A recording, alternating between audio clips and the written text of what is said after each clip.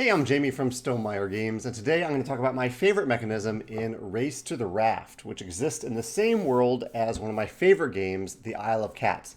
This game uses the polyomino shapes that you find in the Isle of Cats in a very different way than that game. This game is cooperative.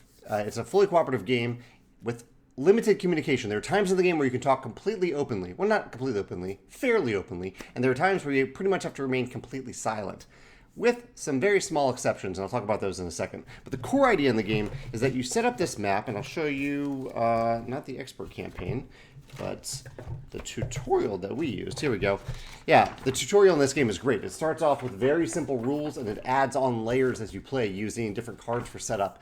You basically set up these 4 big tiles on the board. I'll show you some examples in a second. These 4 big tiles, and on top of those tiles, you can use any tile. See how it's blank? You can use any tiles that fit that size, and then you place these cards on top showing where the cats start out and where the fire starts out. And your goal is to try to place cards on these boards to get the cats back to the raft. That's the race to the raft that's happening. The blue cat can only move along blue spaces, green along green spaces, and yellow along yellow spaces, and so on. And you can see as the tutorial progresses, there are more cats. Like, for example, in this one, there are more cats. In fact, it looks like one that might start on a fire tile, which is interesting. Maybe that's just my low lighting here. But yeah, you have more cats, so you have to get back to the raft. The tiles look like this. I'll show you what they look like here. Here's one example of a tile. See, lots of colors. So you're placing cards like this on top of this board to create, say, a long line of green, or with this card, maybe green or purple, so that you can get the green or the purple cat back to the raft. A couple different mechanisms I want to mention about this game. I don't even know. There are lots of really good mechanisms. I don't know if I have a clear favorite mechanism, but one of the things I like is that there are 4 different piles of these square cards that you can draw from. And the back of the card, even though it looks like this is the layout for a card, that isn't the case. What this is showing, and I'll show you an example here, this is showing what is a possible, it's kind of a probable compilation of colors that might appear here. So it's basically saying there's a pretty good chance, or very good chance, that yellow and green appear on the backside of this card. And there's a very low chance that blue will appear, and a lower chance of red or purple appearing on the back of this card. So you draw this card not knowing what's on the other side, but knowing kind of the probabilities, and then you flip it over, and this is the information that's private to you. So you can see here, there's no blue or purple, but there are some of the other colors on this side. So you have some information when you're drawing from these piles, but not perfect information, which I think is important for the game. Possibly, this is the mechanism that I may have chosen as my favorite. In the second tutorial game, so we played 2 games last night, both 4-player games.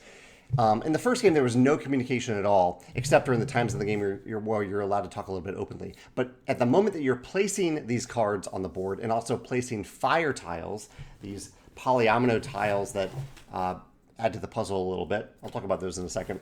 But at that moment where you're placing them, you can't communicate at all. But in the second tutorial game, we had some tokens that allowed us to communicate in small ways. For example, there were 2 players that had cat tokens, and those players could communicate with any of us one time during the game, or one turn in the game, but only by saying meow. They could only say meow. This is a game about cats. Of course, you can only say meow.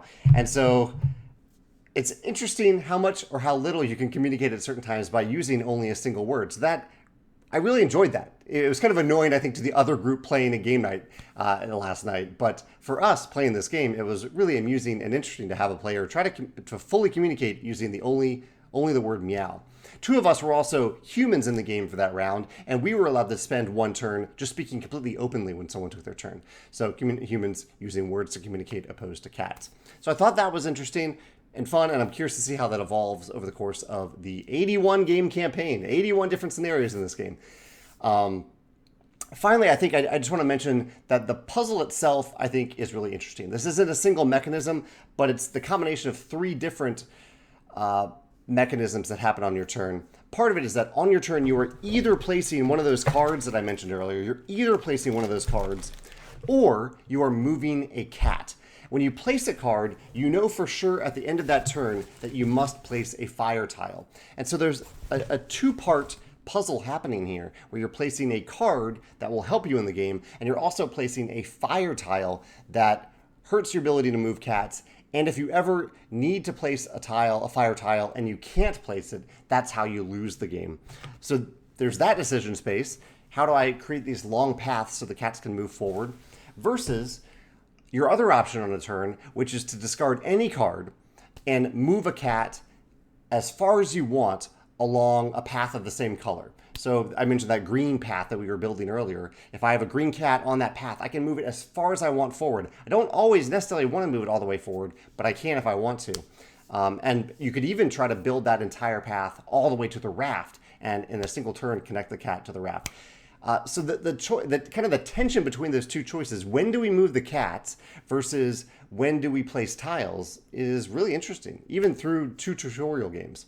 And it's added an extra layer to it is even more interesting, because after you move a cat, the cat is tired. You lay down that cat token. There are these nice wooden cat tokens here. And you can move the cat again on that same round, but instead of discarding 1 card, you must discard 2 cards. So that added even more layers to the puzzle of when we decided to move the cats. And last, one other piece to that too is that whenever you play a card, you must draw a fire tile at the end of your turn. That's during the closed communication part of the turn, where you're playing a card, playing a fire tile.